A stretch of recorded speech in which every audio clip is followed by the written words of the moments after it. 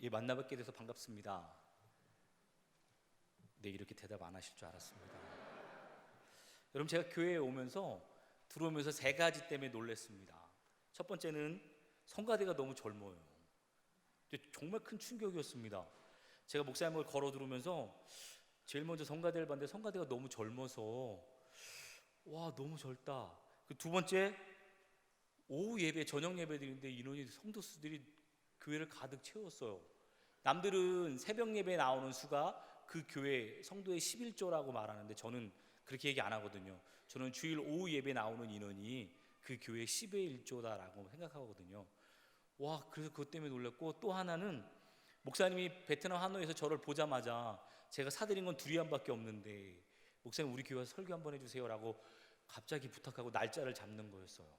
여러분, 이 세 가지가 제게 큰 충격이었는데 오늘 여러분 성도들, 아니 교회 안에 들어오면서 그것을 인정할 수밖에 없을 만큼 교회가 너무 따뜻하고 아름답고 또 너무 교회가 젊다는 것 때문에 하나님께 감사 기도를 드렸던 것 같습니다. 여러분, 동의하신가요? 여러분, 저는 오늘 에베소서 2장 10절의 말씀을 가지고 선한 일이라는 주제로 함께 말씀을 나눌 겁니다.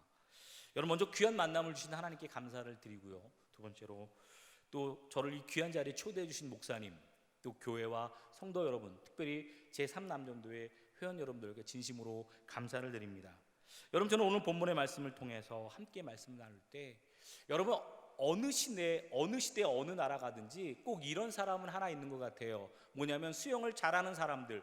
그래서 수영을 쳐서 꼭 어느 나라를 갔다 오는 것. 여러분, 우리나라에 한 분이 있으셨죠. 조오련이라는 분. 고인이 되셨지만 그분이 대한해협을 13시간 16분 만에 건넜던 기록이 지금도 그 기록은 깨어지지 않고 있습니다. 그런데 여러분, 영국에 가면 플로렌스 체드윅이라는 한 여인이 있습니다. 그 여인도 영국 해협을 건너갔던 기록이 있습니다. 그리고 그가 다시금 미국에 와서 미국에서 캘리포니아 LA에 있는 한 작은 섬을 왔다 갔다 하는 수영을 합니다. 그때 많은 사람들이, 미국에 있는 많은 사람들이 관심을 갖기 시작합니다. 정말 저가 할 수 있을까? 근데 그 여인이 16시간 동안 수영을 하고 마지막 다가올 때 그 앞에 장애가 하나 있었습니다. 그 장애가 뭐냐면 바로 안개였습니다. 안개로 인해서 수영을 치고 헤엄을 쳐도 더 이상 앞으로 나가는 것 같지 않아서 그가 자기를 따라오르던 바로 구조선에 몸을 싣게 됩니다. 그런데 놀라운 사실은 몸을 싣고 나서 고개를 드는 순간 여러분, 그 앞에 자기가 가고 싶어 했던 그 땅이 눈에 보이는 것이었습니다. 많은 기자들이 묻습니다. 당신은 왜 실패했다고 생각하십니까? 그때 그가 말합니다. 추위 때도 아니었습니다. 추운 것도 아니었고 피곤했기 때문도 아닙니다. 사실은 안개 때문입니다. 안개 때문이라니요? 왜 안개요? 그랬더니 그가 말합니다. 더 정확히 말하면 제가 목표를 볼 수 없었기 때문입니다. 목표 지점을 볼 수 있었다면, 내가 가야 될 꼬린 지점을 알 수 있었다면 나는 포기하지 않았을 겁니다. 그리고 그 여인이 말합니다. 나는 이 안개로 인해서 내가 가고 싶은 곳에 가지 못했던 실패의 원인이 되었습니다 라고. 여러분, 이 자리에 앉아 계신 한 분 한 분은요, 여러분, 저절로 혹은 하나님의 실수로 태어나신 분은 아무도 없을 것입니다. 살아계신 하나님의 사랑을 듬뿍 받고 그 가운데 태어난 가장 위대한 작품들이라는 것입니다. 여러분, 제가 말씀을 나누기 전에 이 말씀을 꼭 드리고 싶습니다. 제가 선교지 하노이에 나간 지 17년이 됐습니다. 여러분, 17년이 됐는데 어느 목사님이 오셔서 이런 말씀을 하십니다. 남선교사, 네, 야, 선교사들이 와서 설교할 때 제일 긴장이 돼. 왜요? 그랬더니 선교사들은 기승전결이 없어. 기승하다가 그냥 끝나라고. 선교사들, 제가 그때 우리 하노이 지부장이었는데 그런 부탁을 해요. 선교사들한테 설교 연습 좀 시켜줘라고 부탁을 하더라고요. 그래서 제가, 목사님, 선교사들이 설교할 데가 없어서 기승전결로 가지 않고 기승합니다 그랬더니 그때 선교사도 땀이 날 텐데 앉아있는 성도들도 땀이 나. 그것 좀 어떻게 해결해줘라고 나한테 부탁을 하셔서 제가 그랬습니다. 목사님, 제가 만약에 한국에 가면 기승전결로 끝내드리겠습니다. 근데 제가 와서 설교하다 보니까 저도 기승하다가 끝날 때가 있더라고요. 그래서 혹시 말씀을 나누시다가 혹시 피곤하시거나 바쁘신 일 있으면 가셔도 됩니다. 저 생각해서 목사님 설교가 너무 길어라고 무안에서 그냥 앉아 계시지 말고 언제든지 몸이 불편하시거나 가야 될 급한 일 있으시면 가셔도 되니까 저는 전혀 신경 쓰지 않으셔도 된다는 얘기를 먼저 말씀을 드리겠습니다. 여러분, 여기 앉아 계신 한 분 한 분은 아주 소중한 위대한 작품들입니다. 솔직히 나라고 한 사람, 옆에 사람과 비교해 볼 때 여러분 내세울 게 없을 수 있습니다. 여러분, 어떤 잘난 거 없을 수 있고 부족하고 연약해 보이고 되게 부족한 부분이 많아서 정말 늘 초절한 모습, 정말 연약한 모습을 들고 나갈지 모르지만, 그럼에도 불구하고 나라는 존재는 상품이 아니라 하나님의 위대한 작품이라고 오늘 성경에서 우리에게 이야기하고 있습니다. 여러분, 그래서 절대로 누구와는 비교해 볼 수 없는, 아니 비교해서도 안 되는 가치 있는 위대한 작품이라는 사실입니다. 여러분, 정말로 중요한 것은 이 세상에 존재하고 있는 모든 것들에게는 존재해야만 하는 이유와 목적이 있더라는 것입니다. 여러분, 제 가족에 저는 누님이 4분입니다. 제가 막둥이로 태어났는데요, 물론 누님 2분은 돌아가셨습니다. 여러분, 저희 손이 귀해서 아들을 낳으려고 계속 하다가 딸만 6명이 났어요. 그래서 마지막 임신했는데 나 역시 딸일 것 같아서 우리 어머니가 수단과 방법을 가리지 않고 떼려고 애쓰다가 약을 먹고 뭐래도 떼지 않아 결론은 태어났는데 아들이더래요. 그래서 저희 어머니가 할머니한테 너무 사랑을 받았으면 좋겠는데 제가 태어나기 전에 할머니가 돌아가시는 바람에 구박은 다 받으시고 나중에서야 아들 낳았다고 행복해 하셨던 기억이 나요.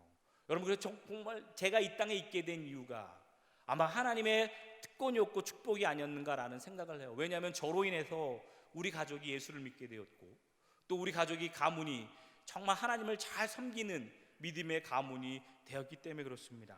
여러분, 중요한 건 우리가 여기 계신 한 분 한 분은 그냥 있으나 마나한 존재가 아니라 이 세상에선 누구와도 비교해 볼 수 없을 만큼의 아주 소중한 가치 있는, 그 목적이 아주 중요한 작품이란 사실을 여러분 기억할 수 있기를 소원합니다. 한 번은 중고등부 애들, 주일학교 애들과 예배를 드리다가 애들이 물어봐요. 목사님, 왜 신체 중에 없어도 되는 게 있을까요? 그게 뭔데? 그랬더니 눈썹 필요 없잖아요. 여러분, 눈썹 왜 필요한지 생각해 본 적 있으세요? 없으시죠? 눈썹이 왜 필요해요? 눈썹은 먼지가 들어간 것을 막기 위해서 눈썹이 필요한 거야. 눈썹이 없으면 곧바로 눈이 실명이 되거나 장님이 될 거야. 또 묻습니다. 목사님, 그러면 왜 콧구멍이 2개예요?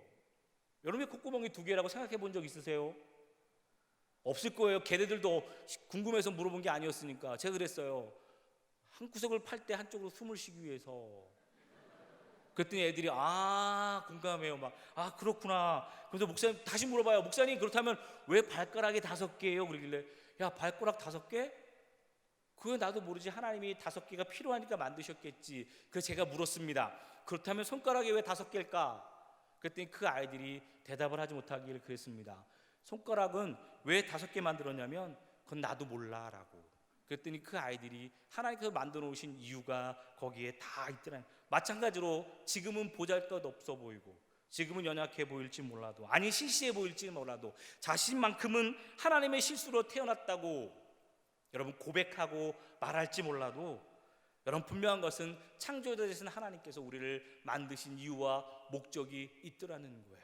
왜 만들었을까? 또 왜 우리를 만나게 하셨을까? 왜 우리를 알게 하셨을까? 또 우리를 왜 이 땅에 부르셨을까? 거기에는 하나님의 분명한 이유와 목적이 있더라는 것이죠. 여러분, 이런 고민해 본 적 있으세요? 참 제가 설교할 때 질문을 참 많이 해요. 다른 목사님들은 질문 안 하시는데 제가 질문을 많이 해서 한 번은 왜 이렇게 질문을 많이 하냐고 저희 아내가 묻더라고요. 제가 성도들이 졸지 말라고, 긴장하라고 질문을 많이 해라고 얘기했어요. 여러분에게 또다시 질문을 해보고 싶어요. 여러분은 왜 태어났냐라고 여러분 스스로에게 물어본 적 있으세요? 여러분 부모님에게 여러분 이런 얘기해 본 적 있죠? 엄마, 아빠, 왜 나를 태어나게 하셨어요? 왜 나를 부르셨어요? 왜 내가 엄마, 아빠, 아들로 태어나고 딸로 태어나게 하셨어요? 라고 여러분 이렇게 한탄 섞인 말을 저희 누님들이 우리 어머니, 아버지에게 한 적을 들은 적이 있어요. 여러분, 그런 질문을 여러분 해본 적 있으십니까? 여러분, 내가 왜 태어났는지, 내가 왜 있는지 여러분 물어본 적 있으십니까? 왜 하나님께서 나를 특별히 이 베트남 땅, 아니 한국 땅, 특별히 광주라는 지역에서 이 교회를 부르셨고 왜 나를 만나게 하셨고 왜 이 땅에 보내셨을까라고 여러분 질문해 본 적 있으세요? 내가 태어난 목적, 하나님께서 나를 만드신 목적, 그리고 이 땅에 존재케 하신 위대한 목적, 여러분 거기엔 분명한 이유가 있더라는 거예요. 그 우리를 태어나게 하신 이유, 그것을 우리가 고식한 말로 말하면 사명이라고 말하고요. 제가 오늘 성경을 통해서 이야기하고 싶은 것은 하나님이 우리를 부르신 이유는 선한 일, 그 일을 하기 위해서 우리를 부르셨고 지으셨다는 사실이에요. 오늘 본문 2장 10절에 이렇게 말합니다. 우리는 그가 만드신 바라 그리스도 예수 안에서 선한 일을 위하여 지으심을 받은 자니. 여러분, 우리는 하나님의 선한 일을 위해서 지으심을 받은 자. 여러분, 우리가 태어날 때부터 이미 하나님께서는 우리를 통해서 하고자 하셨던 크고 놀라운 일들을 계획하셨고 준비하셨고 그를 통해서 우리에게 기쁨을 받기 원하고 있더라는 거예요. 우리가 살다 보면 가끔 내가 왜 태어났는지, 하나님께서 나를 왜 만드셨는지에 대해서 물음표를 달 때 하나님 우리에게 분명히 말씀하세요. 얘야, 너가 있어야 될 이유가 있단다. 너를 그 땅에 보내신 이유가 있단다. 너를 만드신 이유가 있단다. 너가 그 가정과 그 가문과 그 남편과 그 아내와 너가 그 자리에 있게 하신 분명한 이유가 있단다. 하나님께서 우리를 태어나게 하신 이유가 무엇일까요? 여러분, 하나님께서 우리를 부르신 이유가 무엇일까요? 여러분, 정말 우리가 왜 이 땅에 하나님은 있게 하셨을까요? 여러분, 거기엔 분명한 이유, 바로 하나님이 기뻐하시는 그 선한 일을 하기 위해서라는 사실입니다. 여러분, 제가 베트남에 간 지 17년이 됐습니다. 제가 35살에 베트남에 처음에 갔을 때 여러분, 저 베트남 땅에 갈 때 얼마나 무서웠는지 몰라요. 저는 베트남 땅이 마치 북한과 동일한 나라인 줄 알았어요. 공산주의 국가니까 가면 무섭고 아주 힘들 거야, 어려울 거야. 그런데 막상 가봤더니 전혀 그렇지 않더라고요. 나를 기다려주는 사람은 없었지만 그곳이 얼마나 좋은지, 마치 지금도 많은 어르신들이 올 때, 나이 드신 성도님들아 많은 분들이 올 때 제게 묻는 질문 중에 하나가 월남전 이야기를 하시는 분이 계세요. 월남전 참전 용사였노라고. 그러면서 베트남이 많이 바뀌었다고. 또 하나, 어떤 분들은 그래요. 마치 당신이 살던 60년대와 70년대의 모습을 보고 있는 것 같노라고. 여러분, 하노이에 베트남에 오면 여러분 마치 타임머신을 타고 온 것 같습니다. 어른들 세대에선. 젊은 우리 세대들은 그저 먹고 즐거운 것을 누리지만 어른들이 왔을 때 보면 예전에 경제 발전하던 우리 대한민국의 모습과 흡사한 모습들이 참 많이 있습니다. 그때마다 오시면서 보면 이 과정들을 보면서 옛날 과거를 회상하면서 이야기하셨던 분들이 참 많이 있어요. 여러분, 우리가 이 세상을 살아가면서 종종 그것을 존재케 하셨던 이유들, 특별히 대한민국이 이만큼 성장하셨고 우리가 있게 하셨던 이유, 성경을 보면 하나님께서 우리를 창조하신 목적이 분명하게 기록되어 있다는 거예요. 그 선한 일, 그 부르신 이유, 우리를 택하신 이유가 무엇일까요? 첫 번째로 그것은 우리로 하여금 예배 드리도록 우리를 만드셨다는 사실이에요. 여러분, 우리가 해야 될 선한 일 중 첫 번째 예배예요. 첫 번째로 하나님께서 우리를 창조하신 가장 중요한 목적은 여러분 예배하는 자들로 삼으시려고 우리를 부르셨어요. 우리를 지으신 가장 중요한 첫 번째 목적. 여러분, 이 코로나 시대를 지나가면서 여러분 모두가 경험하셨잖아요. 예배 드리는 것이 얼마나 어려운지. 여러분, 예배가 얼마나 소중한지 여러분 아셨잖아요. 여러분, 제가 누군가에게 물어요. 누군가 제게 함께 많은 목사님들과 이야기 나누다가 예배를 드려야 되냐 말아야 되냐, 예배를 인터넷으로 드려야 되냐 말아야 되냐 질문할 때 제가 그런 얘기를 했어요. 예배는 협상의 대상이 아닙니다. 예배는 드려도 되고 말아도 되는 것이 아니라 예배는 뭐 해야 되는 대상이 아닙니다. 예배는 무조건 드려야 되는 것입니다. 많은 사람들이 코로나 이후에, 그리고 세상에서 가장 이슈가 됐던 것 중에 첫 번째가 예배예요. 세상 사람들과 교회 사람들이 모두가 어쩌면 지금도 예배라는 것 때문에 아마 토론이 있을 수 있어요. 예배를 드려야 되냐, 인터넷으로 예배를 드려야 되냐, 아니면 각자 드려야 되냐, 많은 질문들 제게 물으면 저는 똑같이 대답해요. 예배는 예배당에서 죽는 한 있어도 드려야 됩니다라고. 제가 성경 공부 제자 훈련할 때 그런 이야기를 했었어요. 한국에서 부목사 생활할 때 성도님들한테 그랬어요. 여러분 죽어도 교회에서 죽으셔야 됩니다. 예배드리다가 성경 공부하다 죽는 게 하나님의 축복입니다라고. 무식하게 예배 드렸던, 얘기 드렸던 기억이 있어요. 여러분, 도대체 예배가 뭐예요? 여러분, 예배는요, 희생입니다. 뭐가 희생이 되는 거예요? 여러분, 우리의 시간이 희생되는 거고요, 우리의 물질이 희생되는 거고요, 우리의 은사가 희생되어지는 거예요. 희생이 없는 예배, 헌신이 없는 예배, 우리의 드려짐이 없는 예배, 여러분, 아무 의미가 없더라는 거예요.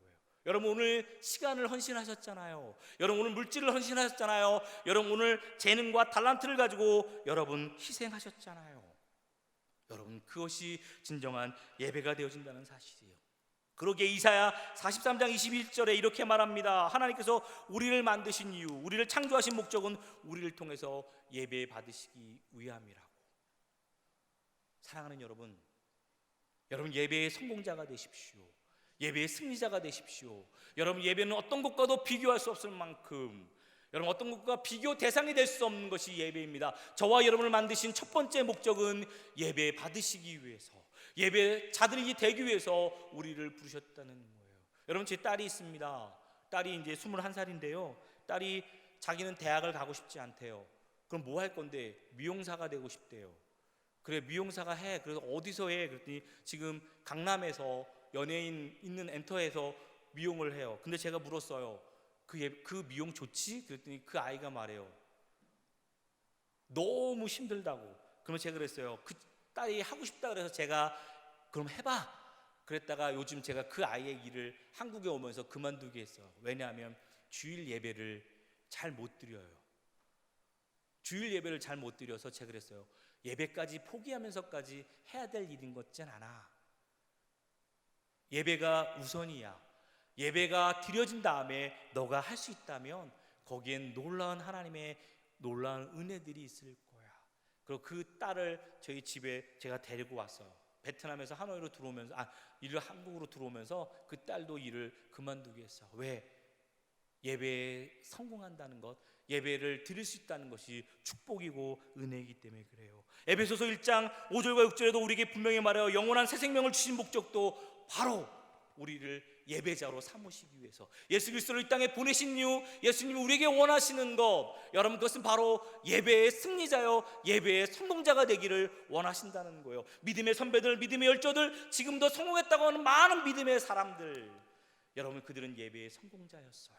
절대로 양보하지 않았던 것이 바로 예배였다라는 사실이에요. 사랑하는 여러분, 여러분 예배의 승리자가 되십시오.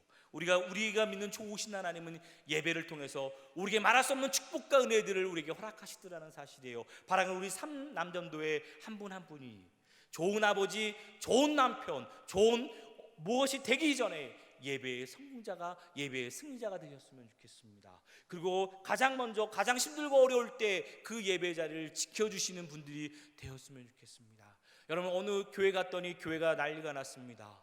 근데 그 교회 30년 되신 분이 끝까지 그 자리에 앉아있더니 저를 보고 말해요. 목사님, 너무 힘들어요. 왜요? 그랬더니 그래요. 다 나갔대요. 성도들이 다 나갔대요. 그런데 자기가 왜 있어요? 제가 물었어요. 그럼 집사님은 왜 있어요? 그랬더니 도저히 나갈 수가 없어서요. 그래서 제가 그 집사님한테 뭐라는 줄 아세요? 집사님이 계셔서 이 교회가 너무 좋아요. 집사님 힘들 때, 제가 그래서 힘들 때 저를 좀 생각하세요. 제가 베트남 하노이에서 교회와 집사님을 위해 지금도 기도하고 있다는 사실을, 여러분, 바라기는 3남전도의 여러분에게, 여러분 교회의 정말 예배의 승리자들, 교회 그 예배 자리를 지켜주시는 그런 좋은 멋진 여러분 남전도의 여러분들이 될 수 있기를 소원합니다. 조금 바람이 분다고, 조금 풍파가 있다고 그냥 훅 떠나가는 것이 아니라, 그럼에도 불구하고 그 자리에 기둥이 되고 그 자리에 터가 되어서 교회를 위해 기도하고 예배하고, 목사님을 위해 기도하고 예배하고, 성도들을 위해 기도하고 예배하는, 그래서 정말 예배의 승리자들 여러분 한 분 한 분 되기를 원합니다. 예배드리지 않는 인생, 예배의 소중함을 모르는 인생, 예배드림의 기쁨을 모르는 인생은 세상에서 아무리 성공하고 승리자라 할지라도 여러분 거기에 참 행복이, 기쁨이 없더라는 사실이에요. 두 번째로, 여러분 하나님 우리에게 원하시는 선한 일이 뭘까요? 그것은 바로 빛과 소금의 역할을 감당하는 거예요. 여러분, 빛의 역할이 뭐예요? 어두운 곳이 밝혀지더라고요. 여러분, 소금의 역할이 뭐예요? 소금은 부패하는 것을 방지하고요, 소금은 썩는 것을 방지하고요. 소금이 아주 중요해요. 그런데 빛과 소금이 들어가는 것에 공통적으로 나타나는 게 한 가지 있어요. 그게 뭐냐면 선한 영향력을 보여주더라는 거예요. 여러분 바라기는 삼남점대 여러분 한 분 한 분이 그런 선한 영향력이 되었으면 좋겠습니다. 여러분 저는 여기 옆에 앉아있는 우리 성가대 한 분 한 분에게, 여기 성도님 한 분 한 분에게 이렇게 말하고 싶어요. 여러분, 내가 그리스도인임을 당당하게 외치십시오.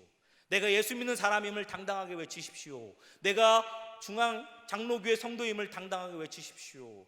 여러분 지금 제가 여기서 질문하면 손 못 드시는 분들이 있을 수 있어요. 여러분 식기도 하세요? 식사기도? 선교사가 물으니까 의아하시죠? 저걸 왜 질문할까? 여러분 식사기도 못 하시는 분들이 꽤 많더라고요. 그래서 제가 그랬습니다. 하노이에서 우리 청년들한테 너희들 꼭 식사기도 해라. 너네 회사의 목사님이 그 식당에 앉아 있을 수 있다라고 우스갯소리로 했더니 막 웃어요. 목사님 어떻게 아셨냐고. 식사기도 안 하는 거 어떻게 알았냐고. 내가 보면 다 알아라고. 여러분 식사기도가, 저희 아들이 키는 190인데 몸무게가 130kg예요. 근데 우리 아들 밥 먹으러 나올 때 앉자마자 밥을 먹길래 내가 물었어요. 야, 너 식사기도 했어? 그랬더니 우리 아들이 하는 말이 그래요. 아빠 나 나오면서 했어 그러는 거예요. 문 열고 나오면서 벌써 식사기도 했대요.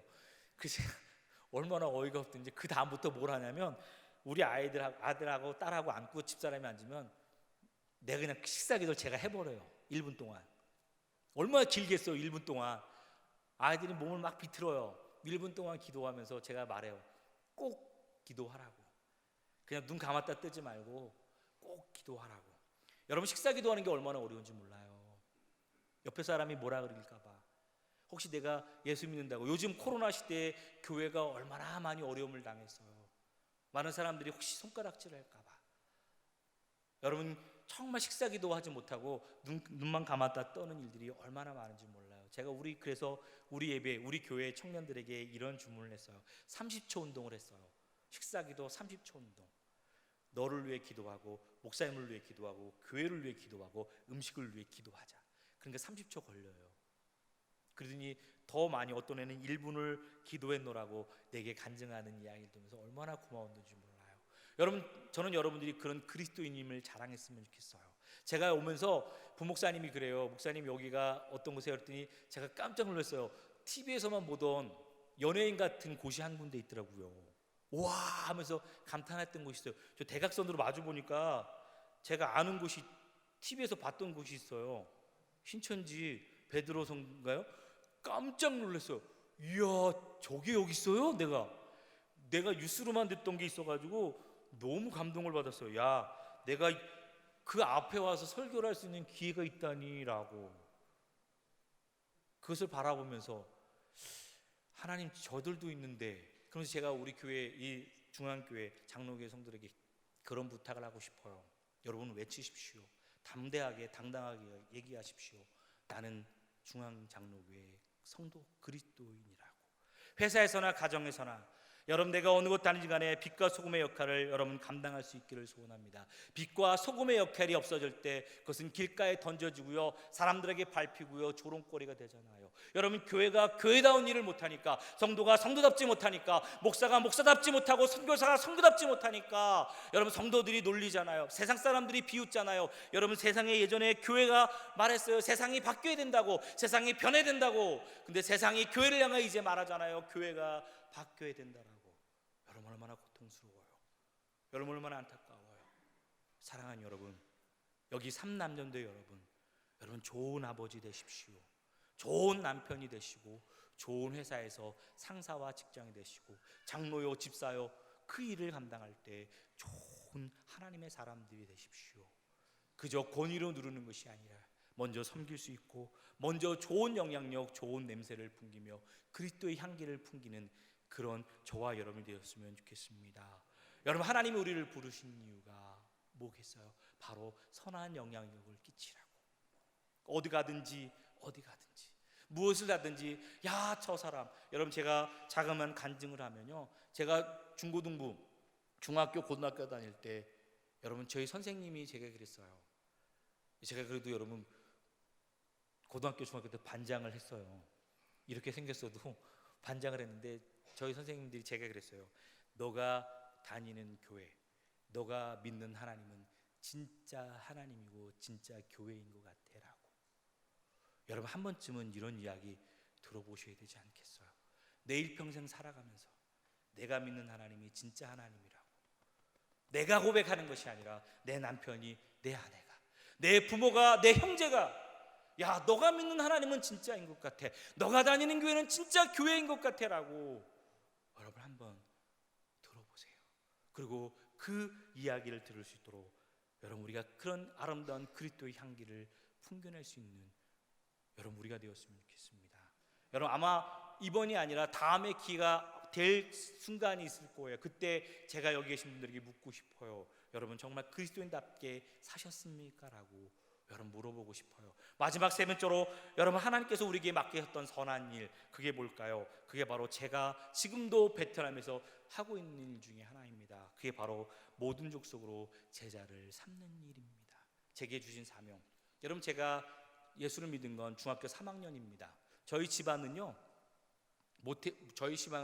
불교 집안을 떠나서 여러분 무속신앙이 아주 가득했던 집안입니다. 저희는 봄, 가을로 고사라는 것을 늘 지냈고요. 여러분 늘 어머니가 시루떡을 하면서 그때마다 바깥에다 던지고 부엌에다 던지고 그것들을 늘 보았던 애예요. 근데 우리 어머니가 예수를 믿으려고 했던 것을 그때가 몰랐는데 시간이 지나서 알게 된 게 있어요. 우리 어머니가 시루에다 떡을 하면 원래 고사 지내거나 그럴 때는 김이 새면 안 돼요. 안 해보셔서 모르시는데 저희는 해봐서 알아요. 김이 새면 안 돼요. 떡이 안 돼요. 설어요. 근데 우리 어머니가 할 때마다 김이 새는 거예요. 피시. 그러니까 우리 어머니는 그걸 몰랐을 거예요. 아 예수를 믿어야 된다는 사실을 그때는 몰랐을 거예요. 그래서 했는데 어느 날 제가 목사님, 우리 강화도에 있는 목사님의 전도를 받고 교회를 나가기 시작하고 제가 거기서 하나님 앞에 헌신하면서 예수를 믿고 나서 저희 어머니가 이제 교회를 나오면서 저희 아버지도 그렇고 저희 어머니도 예수 믿는 집안이 되면서 제가 처음에 제일 부러웠던 친구가 목사님 아들이었어요. 왜 목사님 아들이냐면 나보다 별 볼 일 없는데, 나보다 잘하는 게 없는데 여러분 걔는 뭐만 하면 잘 되는 거예요. 뭐만 하면 너무 잘 되는, 너무 속상했어요. 제가 예수 믿고 나서 하나님께 제일 먼저 했던 질문이 그거예요. 하나님 왜 쟤는 잘 돼요? 왜 나는 그래서 제가 이런 몹쓸 짓을 제가 했어요. 왜 우리 엄마 아빠는 예수를 안 믿었어요? 여러분 이런 기도 해본 적 없으시죠? 저만 해봐서 죄송합니다. 제가 그런 기도를 했더니 하나님께서 아무 대답을 안 해주세요. 근데 지금 와서 생각하면 너무 고마워요. 왜냐하면 제가 그런 부모님을 위해 기도할 수 있는 나를 만들어 주셔서 우리 어머니 아버지가 예수를 믿고 나서 우리 아버지가 돌아가셨는데 코로나 때 돌아가셔서 제가 장례식을 참석을 못했어요. 비행기가 뜨지 않아서. 근데 얼마나 많이 울었는지, 제가 정말 태어나서 가장 많이 울었던 것 같아요. 아버지를, 그러면서 제가 선교사로 살아가면서 그랬어요. 선교사들한테 다 나쁜 놈들이라고, 불효자라고. 지 어머니 아버지 정말 대학까지 키우고 대학원까지 보내놨더니 지 먹고 살자고 선교지 나가서 부모님 돌아가셨는데 그 마지막 임종 예배도 임종 자리도 지키지 못하는 나쁜 놈들이라고, 정말 나는 불효자라고 막 그랬는데 우리 아버지가 돌아가실 때까지 제가 마지막 통화를 했거든요. 아버지한테, 아버지 제가 끝까지 기도할게요. 그리고 아버지 천국 가시면, 하나님 품에 가시면 우리 경인이 현영이 어머니를 위해서 꼭 기도해 주세요 라고 했더니 우리 아버지 눈에 눈물이 흐르시더래요. 옆에서 지켜본 어머니가 그래요. 눈물을 흐르더니 그 다음에 전화기를 내려놓고 하나님의 품에 안기셨노라고, 그러면서 숨이 끊으셨노라고 그 얘기를 하는데 얼마나 고통스럽고 슬픈지, 얼마나 아픈지 우리 아들이 그래요. 아빠 그렇게 소리내면서 우는 거 자기가 처음 봤노라고. 제가 잘 안 울거든요. 근데 그때 아버지가 마지막 가면서 어머니가 하는 간증이, 야 죽을 때까지 너를 위해 기도하더라. 그리고 네 자식을 위해 기도하더라. 여러분 그 얘기를 듣는데 얼마나 행복한지 몰라요. 복음은 제가 아버지에게 전했을지 모르지만 그 아버지가 나를 위해 그렇게 기도했다는 사실에 제가 너무 큰 감동을 받고, 야 부모가 이렇게 기도한다는 것. 제가 그래서 어버이 주일날 늘 하는 게 있어요. 뭐냐면 여러분, 자녀된 여러분, 이젠 부모를 위해 기도해 주십시오라고 말해요. 부모가 여러분을 위해 기도했다면 이제는 여러분 자녀들, 여러분 지난주에 여러분 어버이 주일 예배 드리셨죠? 부모에 대해서, 부모 공경에 대해서 목사님 설교하시는 거 제가 설교 다 들었습니다. 무섭죠? 제 설교 다 기억하고 있습니다. 목사님이 설교하셨던 그 설교, 여러분 설교 세 번째 단락이 뭐예요? 그 첫 계명이었습니다. 기억을 못 하시네요. 나는 기억하는데. 여러분 이제는 여러분들이 목사님, 부모님을 위해 기도해 주시는 자녀가 되었으면 좋겠습니다. 하나님, 우리 사랑하는 부모님 축복해 달라고 여러분 기도하는 자녀들이 되었으면 좋겠습니다. 여러분, 제가 마지막 그 헌신자 선교사가 되겠노라고 약속하면서 여러분 지금도 베트남에서 많은 사람들에게 복음을 전하는 일을 하고 있습니다. 다시 말해서 여러분, 제가 복음을, 그 영혼들을 위해서 복음을 전합니다. 여기서 잠깐 말씀드리면, 제가 베트남에 사는 사역은 첫 번째 신학교 사역을 합니다. 두 번째, 제 아내는 사모 세미나 사역을 하고 있고요. 세 번째, 제가 하는 것은 대학교에서 한국어 강의를 하고요. 네 번째로 유치원 네 군데서, 한배 유치원 네 군데에서 여러분 유아체육을 하고 있고요. 또 하나는 여러분, 그러면서 그 현지에 있는 선교사들, 아니 현장에 있는 교회 목회자들의 자녀들에게 여러분 그들을 후원하고 돕는 일들을 함께 하고 있습니다. 여러분, 그 사역을 하면서 베트남은 지금도 제가 소수민족을 만나라는 게 조심스럽습니다. 왜냐하면 소수민족을 만나다가 잡히면 바로 추방이 되거든요. 여러분, 이 베트남에 관광 오셨을 땐 좋은데 관광지를 벗어나고 나서 저희들이 사역하는 사역지에 들어가면 여러분 거기에는 아주 위험하고 조심스럽습니다. 그런데 추방될 때 추방 목적이 뭐냐면 사회 전복입니다.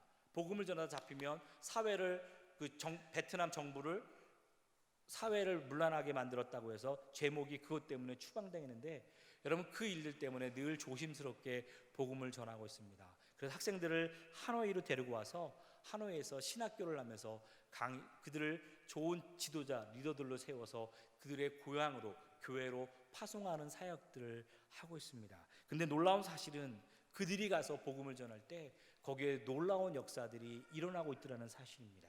우리가 하는 것보다 더 크고 놀라운 역사들이, 교회가 세워지고 믿는 사람들이 일어나고 부흥의 역사와 부흥의 기적들이 일어나고, 그로 인해서 그곳에 복음이 너무나 강하고 바로 증거되는 것을 볼 때마다 얼마나 감동이 되고 감격이 되는지 모릅니다. 사랑하는 여러분, 여러분 이 땅에서 살아가시는 동안 여러분들에게 하나님께서 여러분에게 맡겨진 선한 일이 무엇입니까? 여러분 이 땅에 하나님이 부르신 가장 큰 이유가 무엇이겠습니까? 여러분 이 땅에 부르셨던 가장 큰 이유, 가장 큰 목적이 있다면 그것은 여러분들이 하나님의 그 선한 일을 하기 위함이라는 사실입니다. 하나님께서, 다시 말하면 예수 안에서 선한 일을 하기 위하여 지으심을 받은 자니 이 일은 하나님이 전에 예비하사 우리 가운데 행하게 하려 하심이니라. 여러분은 가지 않으셨지만, 여러분 제가 베트남에 가서 그 일들을 감당할 때마다 여러분들의 기도 때문에 얼마나 힘이 나는지 모릅니다. 제가 지칠 때, 제가 약해져 있을 때, 그래 누군가 나를 위해 기도하고 있겠지, 누군가 나를 위해 지금도 눈물을 흘리며 기도하겠지, 또 누군가 지금도 나를 위하여, 정말 우리 이 베트남 땅을 위하여 기도하는 누군가가 있겠지. 여러분 선교사들이요, 여러분 베트남에 살아가면서 가장 행복할 때가 언제인 줄 아세요? 여러분 한국에 들어올 때예요. 한국에 들어온다 그러면 한 달 전부터 막 신이 나요. 콧바람이 부르고요, 막 무슨 일을 해도 너무너무 즐거워요. 왜냐하면 이 베트남, 한국에 온다는 것 때문에. 베트남 애들이 말해요, 목사님 경찰이 무섭지 않으세요? 그럼 제가 말해요, 나 경찰 하나도 안 무서워. 여러분 베트남 애들이 경찰을 얼마나 무서워하는지 몰라요. 경찰이 정말 무서워요. 여러분 경찰들이 베트남 애들 때리고 시작해요. 근데 그 애들이 나보고 물어요, 목사님은 안 무서우세요? 난 하나도 안 무서워. 왜 안 무서울까요? 이유는 딱 하나요. 나 고향으로 가면 돼, 한국으로 가면 돼. 그러니까 복음을 마음껏 전할 수 있긴 해요. 고향으로 오면 좋잖아요. 나를 기다려주는 사람이 있잖아요. 베트남은요, 여러분 우리를 기다려주는 사람이 없어요. 늘 우리를 바라볼 때, 처음 베트남 땅에 들어갈 때 얼마나 무서웠는지 몰라요. 지금도 5호 담당제가 있어요. 여러분 우리 집에서 왔다 갔다 하면 그 안에 우리를 관리하시는 분들이 있어요. 어디 갔다 왔는지 물어봐요. 그리고 뭐 했는지도 알고 있어요. 그리고 시골에 갔다 오면 거기 왜 갔다 왔는지도 알고 있을 때가 참 많아요. 정말 무서워요. 그래서 제가 어떻게 알았어요? 그러면 다 서로 이야기를 해주고 알려주고 있어요. 그래서 때로는 여러분, 내가 지키지 않아도 그들이 우리 집을 지켜주고 그들이 우리를 지켜줄 때가 종종 있어요. 왜? 우리가 없어도 그들이 알고 있으니까. 근데 그들에게 제가 말해요. 나는 돌아갈 곳이 있어. 한국에 오면 돼. 근데 한국에 온다 그러고 한 달 전부터 신이 나요. 몸의 생체 리듬이 바뀌기 시작해요. 그리고 몸이 아팠다가도 비행기를 타고 인천공항에 딱 착륙하는 순간 여러분, 아팠던 게 다 나아요. 진짜 병원에 안 갈 정도로 다 나아요. 그 4시간 동안 오는 동안 몸에 있는 모든 병균이 떠나가고 모든 오장육부, 모든 몸의 이목구비, 오장육부, 사지백체의 모든 기능들이 살아나기 시작해요. 죽었던 게 살아나고 회복되기 시작해서 여기 오면 아팠던 다리가 멀쩡하고요, 아팠던 눈이 멀쩡하고요, 아팠던 배가 멀쩡해요. 그래서 괜찮은 줄 알고 다시 하노이에 가면 다시 아파요. 왜 그럴까요? 여러분, 그때마다 다시 한국에는 올 수 없지만 여러분, 그만큼 한국이 너무 행복한 곳이에요. 저는 여기 소풍 왔지만 여러분들 이 땅에 부르신 이유, 또 이 땅에서 여러분을 만나게 하신 분명한 이유가 있어요.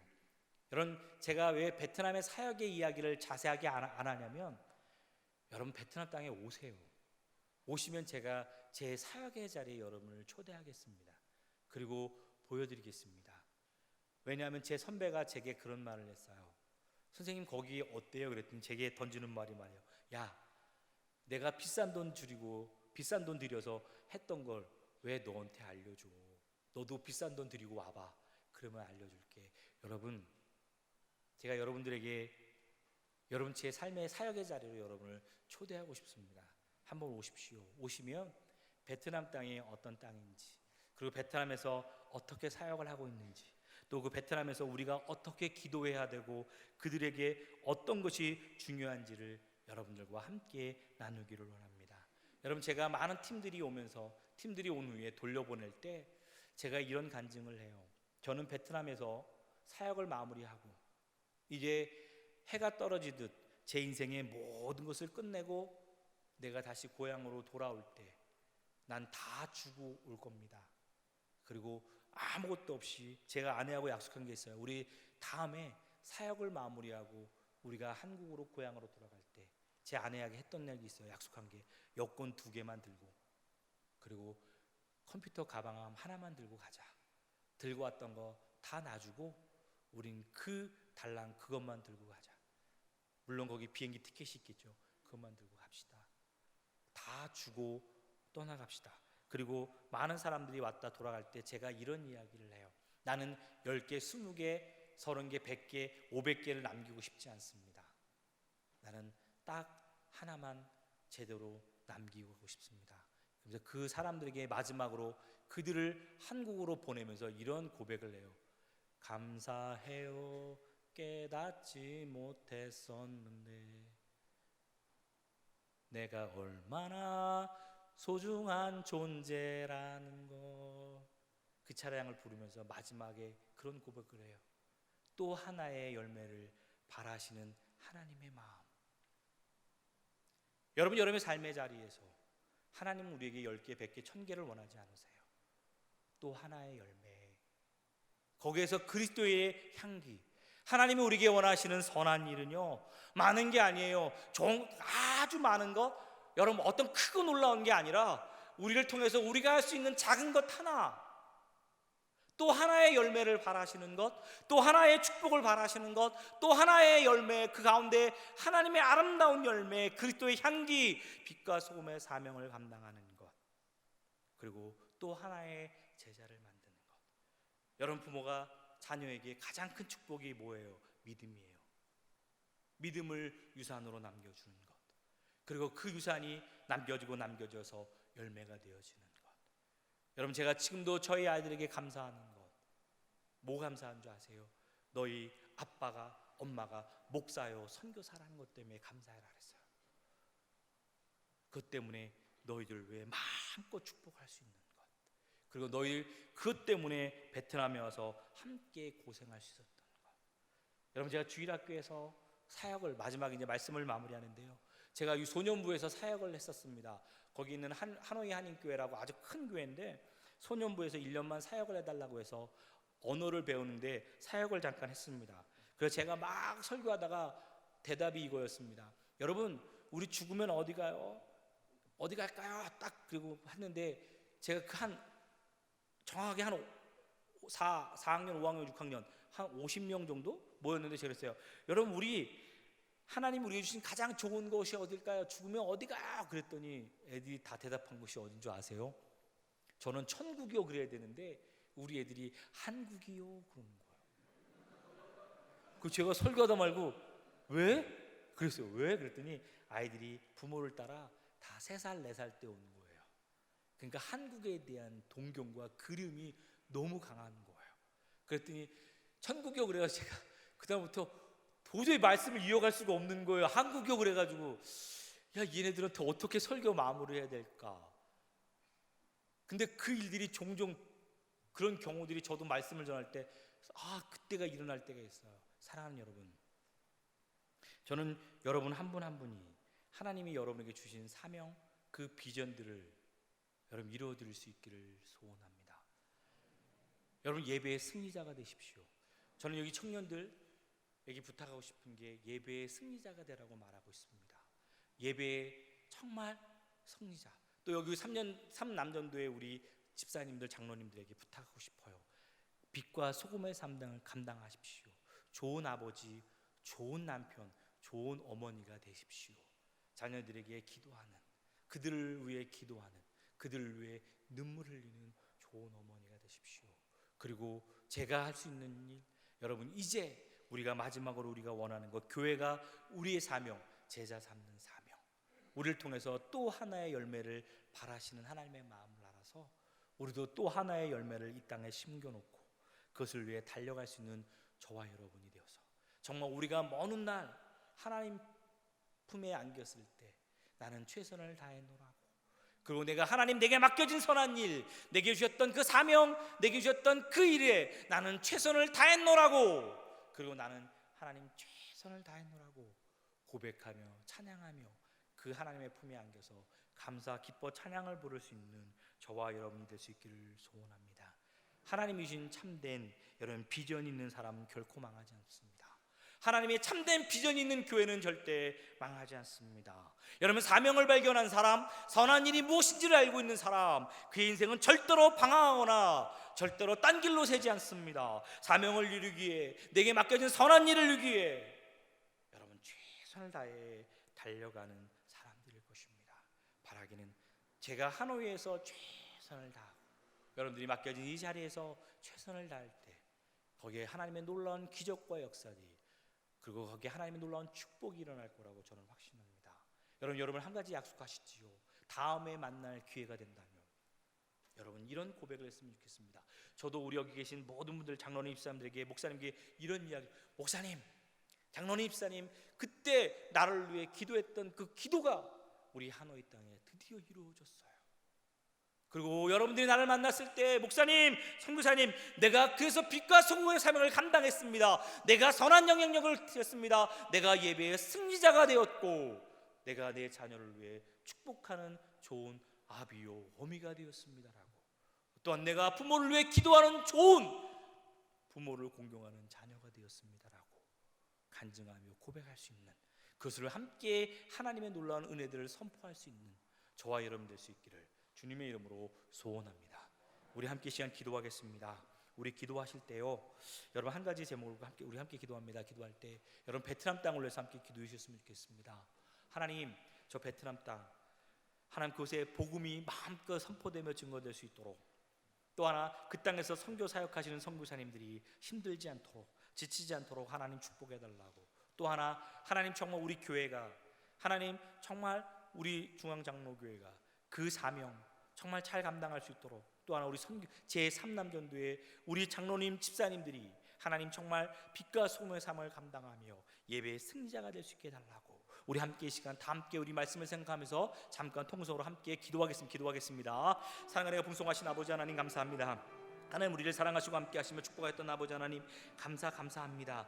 하나님 우리를 사랑하셔서 우리를 부르시되 우리가 정말 선한 일을 우리에게 맡기시고 우리를 지으신 목적이 예배받기 위함이요 우리가 빛과 소금의 삶을 감당하기 위함이요 우리가 정말 많은 사람에게 복음을 전하기 위한 제자 삼기 위한 또 하나의 열매를 바라시는 하나님의 마음이라고 우리에게 말씀하였던 아버지 하나님 감사합니다. 특별히 우리 제3남년도에 우리 장로님 집사님들이 정말 선한 영향을 끼치는 자들이 되기 원합니다. 예배의 승리자들이 되기 원합니다. 이들을 통해서 또 하나의 열매를 바라시는 하나님의 마음을 이루어드리는 아버지 능력자들이 하나님의 귀한 하나님의 사람들이 되어지기를 소원합니다. 아버지 하나님 축복하여 주시고 특별히 사랑하는 교회가 그 사명을 감당하게 하시고 이 마지막 때에 교회가 깨어 기도함을 통해서 이 놀라운 땅 가운데 놀라운 역사들이 일어나게 도와주시고 교회를 통해 마음껏 하나님의 복음이 선포되며 증거되게 도와주시고 교회를 통해서 우리가 정말 또 하나의 열매를 정말 아버지 우리가 얼마나 소중한 존재인지 가치 있는 존재인지 우리를 세우신 목적과 이유들을 분명히 깨달아는 아름답고 선한 정말 복된 교회가 되게 도와주시고 역사해 주시기를 소원합니다. 우리 성도님 한 번 한 번을 축복하시고 그들의 인생 가운데 부르심의 목적을 따라 살아가며 부르심의 목적과 이유를 가지고 살아가는 하나님의 축복의 사람들 되도록 축복하여 주시옵소서. 우리는 그가 만드신 바라 그리스도 예수 안에서 선한 일을 위하여 지으심을 받은 자니 이는 하나님이 전에 예비하사 우리로 그 가운데 행하게 하려 하심이니라. 하나님 이 약속의 말씀이 우리의 삶의 현장 가운데 사역의 현장 가운데 일어나기를 소원합니다. 우리가 정말 예배의 승리자가 되게 하시고 빛과 소금의 사명을 감당하게 하시며 또 하나의 열매를 바라시는 하나님의 마음을 알아 우리가 그 열매를 이루어드리는 우리가 되게 도와주시옵소서. 예수 그리스도의 향기를 풍길 뿐만 아니라 그 예수 그리스도를 자랑하고 선포하며 그 예수 그리스도를 통해서 정말 내가 귀한 작품이요 존귀한 자인 것을 알아 그 예수님을 자랑하며 그 예수 그리스도의 향기를 내어지는 그 정말 우리를 통해서 우리가 속한 자리마다 우리가 속한 가정 우리가 속한 공동체 우리가 속한 삶의 자리마다 하나님 놀라운 축복의 역사들이 일어나도록 하나님 축복하여 주시옵소서. 특별히 제3남년도에 장로님과 우리 집사님 한 분 한 분을 성도님 한 분 한 분을 축복하시고 그들을 통해 하나님의 놀라운 역사들이 부르심의 목적들이 이루어질 뿐만 아니라 놀라운 기적과 역사들이 교회 가운데 삶의 현장 가운데 일어나도록 축복하여 주시옵소서. 모든 영광 하나님께 올리며 예수님의 이름으로 간절히 감사하며 기도드렸습니다. 아멘.